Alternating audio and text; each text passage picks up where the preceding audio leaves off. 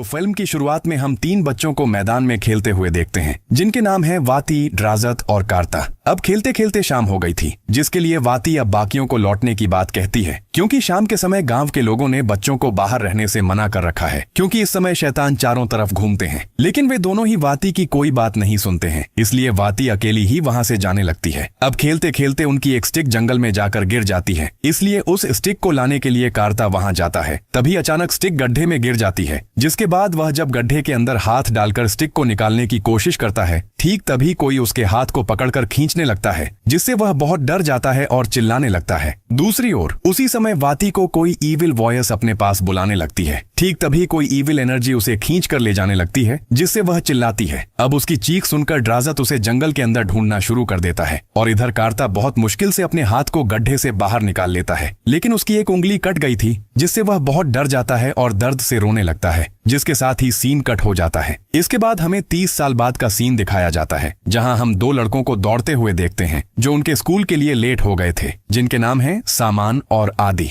अब दौड़ते दौड़ते उनकी मुलाकात कार्ता से होती है, जो पूरा पागल जैसा हो गया था, जिसके लिए वह अब जंगल के अंदर रहता था। इसके बाद वे दोनों स्कूल पहुंचते हैं, जहां उनकी टीचर मिस वोरो उन पर बहुत गुस्सा हो जाती हैं, क्योंकि वे रोज की तरह आज भी लेट हो गए थे, जिसके लिए मिस वोरो उन्हें क्लास के बाद पनिशमेंट देती हैं। ठीक तभी वहां उनकी क्लासमेट आयु चली आती है, जो मिस वोरो के पास अपना होमवर्क चेक कराने आई थी। यहाँ हम जानते हैं कि आयु मिस वोरो की फेवरेट स्टूडेंट थी, जिसे वह अपना एक पेन गिफ्ट करती है। अगले सीन में हम सामान और आदि को मिस्टर मार्तो के शॉप पर जाते हुए देखते हैं, जहाँ सामान को रोज हनी डिलीवर करना होता था, लेकिन आज नींद से उठने में लेट होने के कारण वह हनी डिलीवर करना भूल गया था। इसलिए मिस्टर मार्तो उसे लास्ट वार्निंग देकर कहते हैं, अगर इसके बाद भी वह हनी डिलीवर करना भूल जाता है तो वह उसके बड़े भाई साम्यून के पास उसके नाम की शिकायत करेगा। इसके बाद हम आयु को देखते हैं। आयु मिस्टर मार्तो की बेटी है, जो अपने अंकल को खाना देने जा रही थी, जहां हम जानते हैं कि आयु का अंकल और कोई नहीं कार्ता ही था, जिसे वह रोज खाना देने जाती थी। इसके बाद वह जब कार्ता के पास पहुंच जाती है, वहां कार्ता आयु को देखकर जल्दी से यहाँ से चले जाने को कहता है, क्योंकि शाम हो रही थी और शाम के समय बाहर निकलना गाँव में मना था। इसके बाद हम सामान को छोड़कर बाकी सभी बच्चों को मस्जिद के अंदर देखते हैं, जहां उस्ताद जी उन्हें कुछ अच्छी अच्छी बातें सिखा रहे थे, जैसे कि उन्हें शाम के समय बाहर नहीं निकलना चाहिए, क्योंकि उस समय शैतान चारों तरफ घूमते हैं इंसानों को नुकसान पहुंचाने के लिए। इसके अलावा उन्हें अजान के समय ही मस्जिद में आना चाहिए, जिससे उनके अंदर डिसिप्लिन पैदा होगा। इसके बाद हम सामान को उसके घर पर देखते हैं, जो अपनी ग्रैंडमा को खाना खिला रहा था, क्योंकि उसकी ग्रैंडमा पैरालाइज्ड थी। ठीक तभी सामान का बड़ा भाई साम्यून घर लौटता है, जो हनी डिलीवर न होने के कारण सामान पर बहुत गुस्सा हो जाता है और उसे थप्पड़ तक मार देता है, जिसके बाद वह उसे कहता है अगर इसके बाद भी वह हनी डिलीवर करना मिस करता है तो वह उसे और नहीं छोड़ेगा। इसके बाद साम्यून काम के लिए शहर की ओर निकल पड़ता है, जो कुछ दिनों बाद घर लौटेगा। अब उसी मोमेंट सामान घर में एक ईविल शैडो को देखता है, जो अचानक से गायब हो जाती है, जिससे सामान सोचता है कि उसने शायद कुछ गलत देखा है। अगले दिन सुबह सामान 2 हनी की बोतल्स लेकर स्कूल जाता है, ताकि वह स्कूल से लौटने के रास्ते में एक साथ दोनों डिलीवरी कर सके। लेकिन आज भी वे दोनों स्कूल आने में लेट हो गए थे, जिसके लिए मिस वोरो उन पर फिर से गुस्सा हो जाती हैं और दोबारा उन्हें पनिशमेंट देती हैं। अब शाम के समय उनका पनिशमेंट खत्म हो जाता है, तो वे दोनों वहां से निकल जाते हैं, जहां उन्हें कोई कॉन्टेस्ट देखने जाना था। इसलिए वे एक वैन ड्राइवर से लिफ्ट मांगकर वैन में जाने लगते हैं। दूसरी ओर उसी मोमेंट हम कार्ता को देखते हैं, जो जंगल के अंदर लकड़ियां इकट्ठा कर रहा था। ठीक तभी उसे थोड़ा अजीब फील होता है, इसलिए वह आसमान की तरफ देखता है, जो लाल हो गया था और साथ में अजीब तरह की हवा भी चल रही थी। और ठीक ऐसा ही उसने आज से 30 साल पहले फील किया था, मतलब मूवी की शुरुआत में हमने जिस घटना को देखा था। इधर रास्ते में जाते जाते सामान और आदि मिस वोरो के बारे में बात करने लगते हैं कि मिस वोरो बिल्कुल भी अच्छी नहीं है, वह हर समय उन्हीं पर गुस्सा होती है और उन्हें पनिशमेंट देती है। यह कहने के बाद सामान कहता है बहुत अच्छा होगा अगर मिस वोरो मर जाए, जो सुनकर वैन ड्राइवर बहुत गुस्सा हो जाता है और उसे कहता है इस तरह की बातें बोलना उसे बिल्कुल भी नहीं चाहिए। अब उसी मोमेंट हम मिस वोरो को देखते हैं, जो अपने घर पर थी। ठीक तभी उनके घर में कुछ पैरानॉर्मल एक्टिविटी शुरू हो जाती है, जिसके कारण उनके घर का मेन दरवाजा बार बार अपने आप ही खुल रहा था। इसलिए मजबूर होकर वह जब दरवाजे को लॉक कर देती है, ठीक तभी हम उनके पीछे एक ईविल जिन को देखते हैं, जो उन्हें हॉन्ट करता है, फिर उन्हें पॉजेस करके मार देता है, जिसका मतलब सामान की इच्छा यहाँ पूरी हो गई थी। दूसरी ओर उसी समय वैन ड्राइवर जब यह बात जानता है, वह जल्दी से गांव लौट आता है, जहां सामान और आदि जब घटना को जानते हैं, तब सामान थोड़ा अपसेट हो जाता है, क्योंकि आज ही उसने मिस वोरो के मर जाने की बात कही थी। इनफैक्ट आदि सामान को कहता है कि उसके कहने से ही मिस वोरो मर तो नहीं गई, जिस पर सामान उसे कहता है कि यह कभी भी संभव नहीं है, मुंह से बोलने पर कोई मर नहीं जाता। नेक्स्ट सीन में हम ग्रामवासियों को मिस वोरो का फ्यूनरल करते हुए देखते हैं, जहां हम देखते हैं कि मिस वोरो का घोस्ट सामान को हॉन्ट करने लगता है, जिससे वह बहुत डर जाता है और घर चला आता है। अब घर के अंदर भी सामान बार बार मिस वोरो के घोस्ट को देख रहा था, जिसे वह अपनी गलत फहमी मानकर जब आंखों और मुंह पर पानी देने जाता है, ठीक तभी वह इविल जिन आकर उसे पॉजेस कर लेता है। अब उसी दिन रात में हम गांव के पुलिस ऑफिसर डाल रहीम, सिक्योरिटी अमीन, मार्तो और उसकी बेटी आयु को देखते हैं, जो नई टीचर निंगसी को पिक करने आए थे। अब डाल रहीम मिस निंगसी से पूछता है कि उसे तो दिन में आना था, लेकिन वह इतनी रात में आई है, जिस पर मिस निंगसी उन्हें बताती हैं असल में वह रास्ता भटक कर दूसरे गांव चली गई थी, जिसके कारण उसे आने में इतना लेट हुआ है। इसके बाद हम डाल रहीम को उसका बाकियों के साथ इंट्रोडक्शन कराते हुए देखते हैं, जहां हम कार्ता को भी देखते हैं, जो छुपकर उन पर नजर रख रहा था और उसे देखकर बहुत चिंतित लग रहा था। अब अगले दिन सुबह सामान स्कूल नहीं आता है, जिसके लिए आदि को ही अकेला स्कूल आना पड़ता है, जो फिर से लेट हो गया था। लेकिन नई टीचर मिस निंगसी उस पर जरा भी गुस्सा नहीं होती है।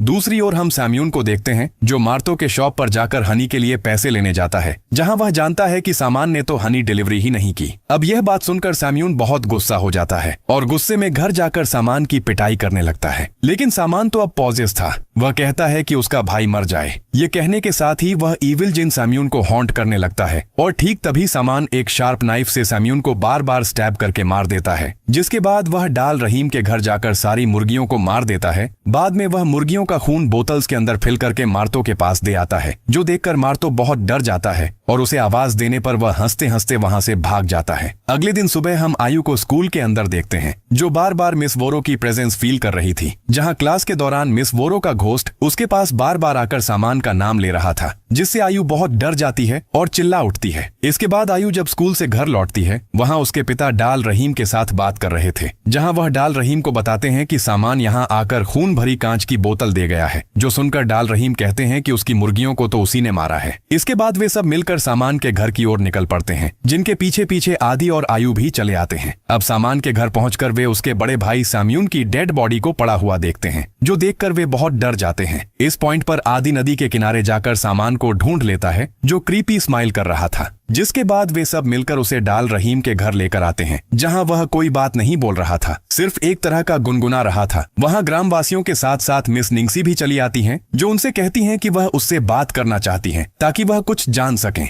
जिसके बाद वह कमरे के अंदर जाकर कुछ ही देर में वापस आती हैं, जहां वह बताती हैं कि सामान कुछ नहीं बोल रहा है, सिर्फ गुनगुना रहा है। कार्ता भी वहां था, जो दूर से सभी बातों को ऑब्जर्व कर रहा था। नेक्स्ट सीन में हम फिर से सामान को देखते हैं, जो सैम्यून और मिस वोरो के घोस्ट को देखता है, जो उसे कहते हैं चले जाओ। जिसके बाद सामान अपने गले में रस्सी डालकर आत्महत्या कर लेता है। इसके बाद सामान की बॉडी को दफनाया जाता है, जहां आदि और आयु बहुत टूट जाते हैं, जिन्हें मिसेस निंगसी संभालती है। इसके बाद हम क्लास के अंदर आदि को उदास होकर बैठे हुए देखते हैं, जिसके पास मिस निंगसी आकर कहती हैं कि अब उसे मूव ऑन करके अपनी पढ़ाई की तरफ ध्यान देना चाहिए। जिसके बाद वह उसे यहीं बैठकर अपना होमवर्क कर लेने को कहती है, जिस पर आदि राज्य हो जाता है। इसके बाद शाम होने पर स्कूल का प्यून मिसेस निंगसी को स्कूल बंद करने की बात कहकर आदि को घर भेज देने को कहता है, जिस पर मिस निंगसी उसे कहती हैं कि वह खुद ही आदि को घर छोड़ देंगी। इसके बाद वह स्कूल से बाहर निकलने से पहले आदि को प्रे कर लेने को कहती है, जिस पर आदि जब प्रे करके बाहर निकलता है, वह वहां सामान के घोस्ट को देखता है, जो उसे हॉन्ट करता है, और ठीक तभी आदि पॉजेस हो जाता है। इसके बाद पॉजेस स्टेज में वह घर में भी दीवारों पर सिर पीटने लगता है, जहां उसके घर में भी कार्ता एक ताबीज को लटकाने लगता है, जैसा हमने सामान के घर में देखा था, जिसे आदि के पिता देख लेते हैं और उसे वहां से भगा देते हैं। अगले दिन सुबह स्कूल के अंदर आदि पूरी तरह से चुप रहता है, जहां स्कूल की छुट्टी के बाद क्लास के सभी बच्चे चले जाते हैं, पर वह वहीं बैठा रहता है। यह देखकर आयु उसके लिए थोड़ी चिंतित हो जाती है। जिसके बाद आयु जब घर लौट रही थी, ठीक तभी वह फिर से मिस वोरो के घोस्ट को देखती है, जो इस बार आदि का नाम लेती है, जो सुनकर तुरंत आयु क्लास के अंदर आदि है या नहीं चेक करने जाती है, लेकिन वहां कोई नहीं होता है, इसलिए वह तुरंत उसे ढूंढने निकल जाती है, लेकिन आदि कहीं नहीं मिलता है। ठीक तभी हम आदि को देखते हैं, जो एक बच्चे को बुलाकर जंगल के अंदर चला जाता है। जिसके बाद उन दोनों को पूरा गांव मिलकर ढूंढने की कोशिश करता है,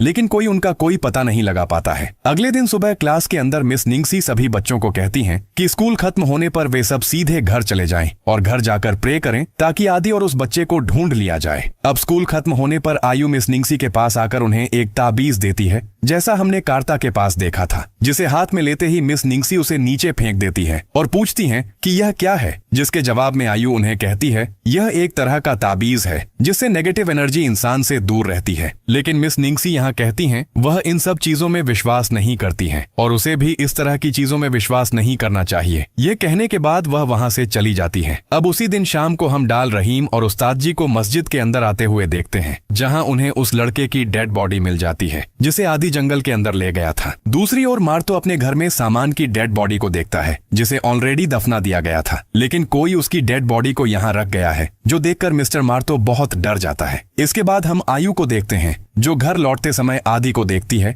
जिसने एक कुत्ते को भयानक तरीके से मार दिया था। आयु को देखकर वह आयु को मारने के लिए उसके पीछे पड़ जाता है, इसलिए आयु अपनी जान बचाने के लिए वहां से भाग जाती है, जिसे डाल रहीम की वाइफ उसे अपने घर में ले जाकर छिपा देती है। लेकिन आदि घर के पीछे के दरवाजे से अंदर चला आता है और जब वह आयु को मारने ही वाला होता है, ठीक तभी अमीन वहां चला आता है जो आदि के सिर पर वार करके उसे बेहोश कर देता है। घटना के बाद वहां गांव के सब लोग चले आते हैं, साथ में उस्ताद जी भी वहां आकर कुछ दुआ पाठ करके उसे ठीक करने की कोशिश करते हैं, जिससे काम होता है और आदि वॉमिटिंग करके ठीक हो जाता है। दूसरी ओर हम उसी समय कार्ता को देखते हैं जो बहुत सारे ताबीज बना रहा था। ठीक तभी गांव के सब लोग मिलकर आदि के बारे में बात करने लगते हैं, जिसमें अमीन कहता है कि उसने आदि को कब्रिस्तान की तरफ जाते हुए देखा था, इसलिए हो सकता है उसी ने सामान की डेड बॉडी को निकालकर मार्तो के घर पर रखा हो। अब आदि के पिता सबको कहते हैं कि उसने कार्ता को उसके घर में एक तरह का ताबीज लटकाते हुए देखा था, इसलिए हो सकता है उसी ने कोई ब्लैक मैजिक करके ये सारी घटनाएं करवाई हों। जो सुनकर गांव के सब लोग बहुत गुस्सा हो जाते हैं और कार्ता के घर जाकर उसे मारना पीटना शुरू कर देते हैं। लेकिन उसी मूवमेंट डाल रहीम सबको रोक देता है और कार्ता को उसके घर में कैद करके रखने को कहता है ताकि वह इस मामले की इन्वेस्टिगेशन कर सके। दूसरी ओर हम आयु को देखते हैं जो घर पर थी और ट्रॉमा के कारण बहुत बीमार पड़ गई थी, जहां वह अपने पिता मार्तो को कहती है अंकल कार्ता ने कोई गलती नहीं की है, जो सुनकर फिलहाल मार्तो कुछ समझ नहीं पाता है। ठीक तभी आयु से मिलने मिस निंगसी उनके घर आती है, जिन्हें देखकर आयु बहुत डर जाती है। इस पॉइंट पर निंगसी आयु को कहती हैं कि वह कार्ता के घर गई थी, जहां उन्हें पता चला है कि आयु रेगुलर वहां जाती है और यहीं कहानी का असली ट्विस्ट रिवील होता है। अब फ्लैशबैक में कार्ता आयु को कहता है उस दिन आकाश का लाल हो जाना और अजीब तरह की हवा का चलना, यह उसने 30 साल पहले भी फील किया था। इसलिए उसके अंदाज से मिस निंगसी असल में एक ईविल जिन है, जिसे ब्लैक मदर भी कहा जाता है, जो बच्चों पर फीड करती है। इसलिए कंफर्म करने के लिए वह आयु को एक ताबीज देकर कहता है कि वह मिस निंगसी को यह ताबीज दे, जिसे लेने के बाद अगर वह रिएक्ट करती है तो कंफर्म हो जाएगा कि वह असल में एक जिन है। और इसीलिए उस दिन आयु ने उन्हें एक ताबीज दिया था, जिसे हाथ में लेते ही मिस निंगसी ने फेंक दिया था। अब प्रेजेंट में मिस निंगसी खुद ही स्वीकार कर लेती हैं कि वह सच में एक जिन है। उसी ने सामान को सुसाइड करने के लिए कहा था और मिस वोरो को भी उसी ने मारा था, साथ ही आदि को भी पॉजेस किया था। जिसके बाद वह आयु को डराने लगती हैं और कहती हैं आज से 30 साल पहले उसने कार्ता को भी हॉन्ट किया था। इसके अलावा आयु इन सब से दूर रहे, नहीं तो उसका हाल भी वैसा ही होगा जैसा आदि और सामान का हुआ है। इस पॉइंट पर हम यह भी जानते हैं कि मिस वोरो का घोस्ट, जिसे आयु बार बार देख रही थी, वह असल में उन्हें बचाने की कोशिश कर रहा था, लेकिन चूंकि यह जिन उससे भी ज्यादा पावरफुल थी, जिसके लिए वह ज्यादा कुछ नहीं कर पा रही थी। अब आयु उस जिन को ताबीज से डराने की कोशिश करती है, लेकिन जिन अब इतनी पावरफुल हो गई थी कि उस पर ताबीज का कोई भी असर नहीं हो रहा था। इसके बाद निंगसी वहां से चली जाती है तो आयु समझ जाती है कि आदि की जिंदगी खतरे में है, इसलिए वह तुरंत डाल रहीम के घर जाकर कार्ता को फरी करने जाती है, जो बहुत डर गया था। सिर्फ यही नहीं, अब वह अजान से भी डरने लगा था। इसलिए आयु उसे समझाती है कि उसे अजान और अल्लाह से डरने की जरूरत नहीं है, क्योंकि वह हमेशा हमारे साथ हैं और वही हमें मुसीबत से बचाएंगे। इसलिए उन दोनों को मिलकर आदि को बचाना होगा। जो सुनकर वह आयु को आदि को बचाने भेज देता है और खुद निंगसी के घर जाता है, जहां वह निंगसी को उसके असली रूप में देखता है, जो उसे वाती का रूप लेकर हॉन्ट करने लगती है। जिसका मतलब ये है कि 30 साल पहले जो घटना हुई थी, उन सब के पीछे इसी ईविल जिन का हाथ था। इसके अलावा रात में इस गांव में आने का कारण भी यही था। सीन फिर से फ्लैशबैक में जाता है,